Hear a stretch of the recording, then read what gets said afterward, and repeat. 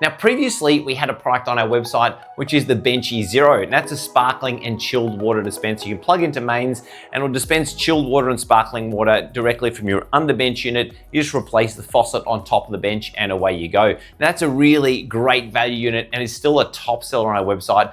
But Zumi contacted us a little while ago. They must have seen that video, I guess, and they said, why don't you distribute our unit as well? So Zumi Bathware now have basically appointed us as one of the distributors in Australia. So we're now stocking this Zumi SpringWhat unit, which has one extra feature, or a couple extra features really, in that it has an integrated filter in this unit, but most importantly, it does boiling water as well. So if you guys want to have, a hot cup of tea, you want to get rid of that kettle on top of the benchtop, I think this is a fantastic upgrade. And this particular video, I'm going to go through how to set this up and build this into your, premium kitchen if you're doing a bit of a reno, and show you how easy it is to have all of these fantastic things on tap.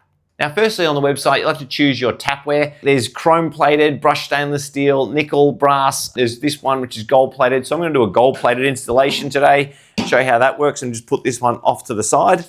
So hopefully you guys can pretend this is your kitchen sink in here. I've got a hole already drilled in the middle of this acrylic here. Now this is 34 millimeter, which is kind of like the industry standard for a lot of tapware. What you'll need to do is, get that hole, feed in all the plumbing hoses that you have on the bottom of the tap like this. Just feed them through that hole like so. And also the electronic cable.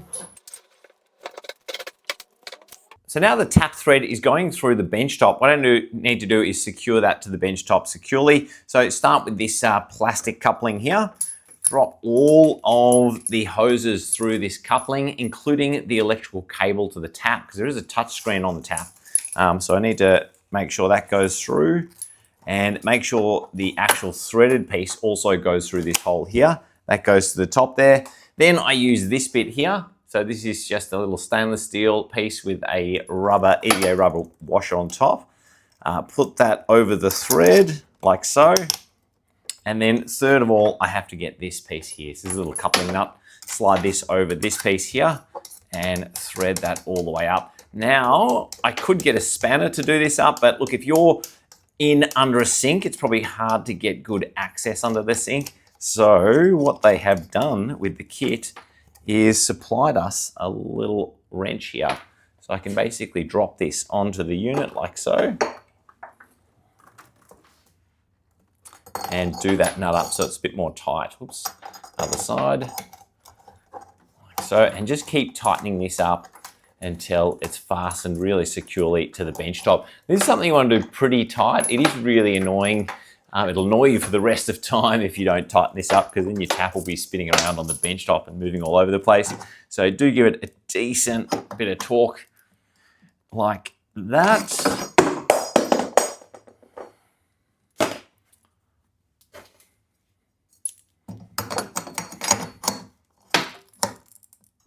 Perfect.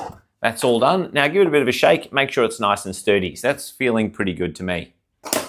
All of these types of machines, you need to be able to get rid of the hot air somehow. So this particular type of machine, it sucks cool air from the back of the machine, and the exhaust is on the bottom of the machine. So it blows the hot air out of the cabinetry through the underside of the machine. So I'll just lift the machine up now, and you can see here, you need to drill in the bottom of your cabinetry around about a 60 to 70 millimeter hole like this. And as you can see on the bottom of the machine, it has this rubber seal. So this should seal essentially up against the bottom of your cabinetry and then blow the hot air out underneath your kicker plate, so it dissipates underneath your cabinetry and is taken away from the machine.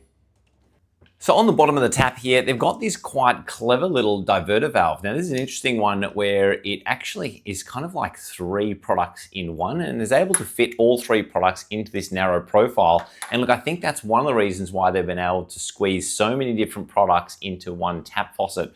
Anyway, this basically goes onto the faucet here and just pushes on there like that. Now, because of the O-ring seal, you don't need any thread tape or any other washers. They just basically go straight on there like that. Pull it down, make sure it's firmly secured on there. Now, the other thing we can do is get this input here. So this one goes up to the faucet and comes out of the middle of the faucet there. So this is the one with the black tab on it, which says number 3. Just push it in. Once again, no need for any thread tape. Just push it in firmly until you hear that click sound. Now, we've got these two inputs. So just like any other standard faucet, this is your standard hot and cold water supply. So typically what you'll have is a supply on your kitchen wall where you've got the hot water coming from your hot water service and the cold water coming from your normal supply. So traditionally, if you would have a normal faucet, wouldn't have these additional products like cold and chilled water and sparkling and so forth. These would just go straight onto that wall supply. Because we need to also divert the other products that are on there, we have to use this little T-piece here. So what I'm gonna do is screw that, well, what you're gonna do is screw that onto your mains water supply where you've got an isolation valve. This will screw onto the input like so, like that. And then what you'll do is you'll tee off this mains water supply. So this part here has a second supply coming out to the machine body itself. So I'm gonna show you how that hooks up. So as you can see, this has now got the T-piece in place with my mains water coming in here, comes through the T-piece and then comes out to this fitting on this side. So this is where water enters the machine. So I'm gonna screw this onto the back of the machine like so. Now I need to get carbonated and chilled water from the machine into this blue diverter part of the diverter valve. So what I'm gonna do is push this into this part of the machine here. So this is number one we're talking about. That just pushes straight in there like so. And then this pushes into the side of the diverter valve. As you can see, blue tab with number one and goes blue into the blue part of the diverter valve. Lastly, we've got our boiling water input. So this boiling water input screws onto the machine here like that. And then the other side here goes into the red part of the diverter valve on the side here. Push it in until you hear the click.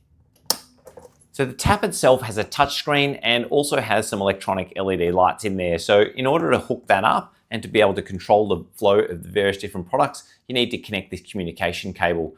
Look at this little tang in the side of the cable here. You have to line that up with the notch in the other side of the cable. Just put these two together like so, and then screw this cable fitting together. So just to recap, the mains hot and cold water going from your hot water service and your mains water will go directly to the pin mixer on the side of the tap. So these don't go into the machine. To get mains water supply to the machine, you'll have to use the T-piece, connecting a hose from the T-piece all the way to the back of the machine. Then from the machine, you'll have the sparkling, chilled and filtered water going out of the machine through the hose marked with the blue tab and connect that to the blue on the diverter valve. Boiling water will come through a hose on its own out of the back of the machine and then clip into the red side of the diverter valve. Then make sure to attach the digital communication cable. Now, one thing you may not be aware of is there's a red plastic cap on the back of the machine. If you pull this off, then there'll be a 1/2 inch thread, which will give you a constant supply of additional 97 degrees Celsius boiling water, which is supplied to that output via a pump internally in the machine. So if you have a second tap or some other reason that you need boiling water, you could also hook up another tap onto this outlet. Please make sure that whatever tap you use though is able to handle that boiling water or water at about 97 degrees Celsius. Now, lastly, you'll need to hook up the power. This particular unit is 10 amp. It draws about 1,900 watt peak, and that's when you're boiling a lot of water. Look, the majority of the time, it's hardly going to be drawing anything when it's just sitting there. And it is quite a quiet unit with fairly quiet fan built into the unit as well. So when you plug it in, just plug it into a standard 10 amp power outlet. Look, I'm using an extension cable, but look, it's probably ideal if you've got an outlet or a GPO underneath your sink area. Now, because this is a water carbonator, you're going to need a source of CO2 to make sure that water is nice and bubbly. So this particular machine, it's been designed to take these Sodastream bottles. Now, as much as they're convenient and nice and small, and you can get them filled in lots of locations around Australia or even around the world for that matter, one frustrating thing about these little Sodastream bottles is they add a lot of cost, and it's kind of annoying that they run out all the time. So look, my recommendation for anyone getting this machine is probably to remove this Sodastream bottle and then use one of the much bigger Kegland bottles. So Kegland specialize very much in these types of bottles. There's heaps of sites around Australia which fill these up, and this is 2.6 kilograms of gas versus 425 grams of gas you get in this one. So you're getting about 6.2 or 6.17 or something like that of these bottles inside one of these big bottles, so you're not running out all the time. But also, if you're pretty thrifty, it makes much more economic sense as well. So something like this will get you about 60 liters, it says on here. I think it's slightly different in these machines, because obviously 60 liters is in the Sodastream machine.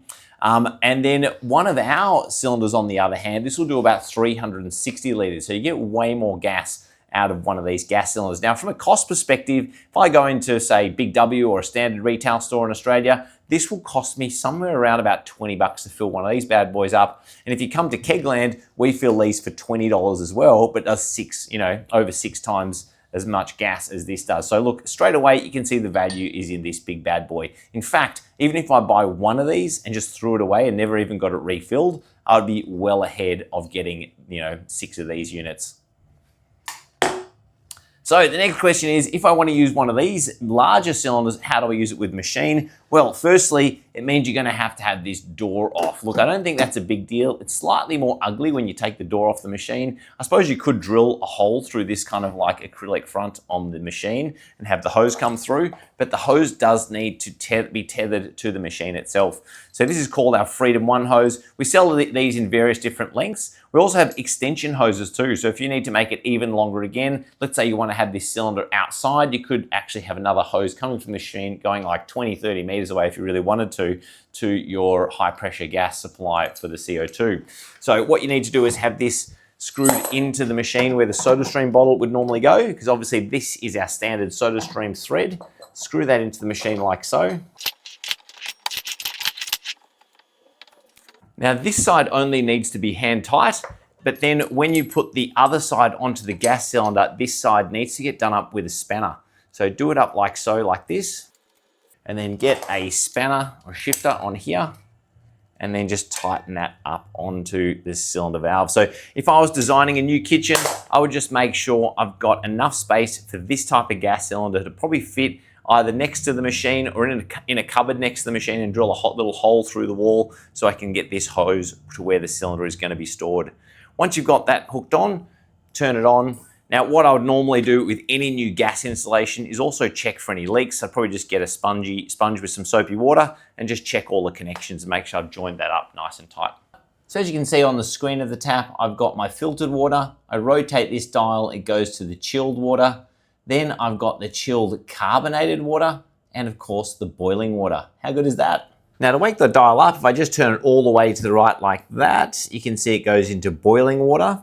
Now if I press and hold the display on boiling water, it will dispense the boiling water into the glass. So as you can see, I've got boiling hot water now. You can see the steam coming off there, and I can make myself a cup of tea. Thank you very much. Now, if you want carbonated chilled water, for instance, just twist it a couple notches to the left here, and then you can put the glass underneath. Now, because carbonated water doesn't have the danger of boiling water, you don't need to press and hold the button down. Just need to do a single press like that, and the carbonated water starts coming out of the tap. Now, once you feel like you've got enough carbonated water, just hit that one more time, and then the water will come to a stop like so. Well, how good is that? I've got sparkling water, chilled water, filtered water, and my standard hot and cold mixer tap, all from the one faucet. And I can get rid of my boiling water kettle on my kitchen benchtop. So this is a really sleek unit. I think it's a fantastic upgrade to any type of kitchen if you can afford it. And with the CO2 cylinder upgrade from Kegland, I think it's a great, compelling way for you to be able to get rid of your Sodastream machine and have everything plumbed into the one station. Anyway, if you want to hear about any of the cool stuff that Kegland is distributing or bringing out ourselves, bottom right-hand corner, hit subscribe now and you'll hear about all the new stuff that's coming out. And of course, if you've got any questions about this unit, just put it in the comments below and I'll do my best to answer them as soon as possible. Anyway, thanks for that and see you next time. Bye.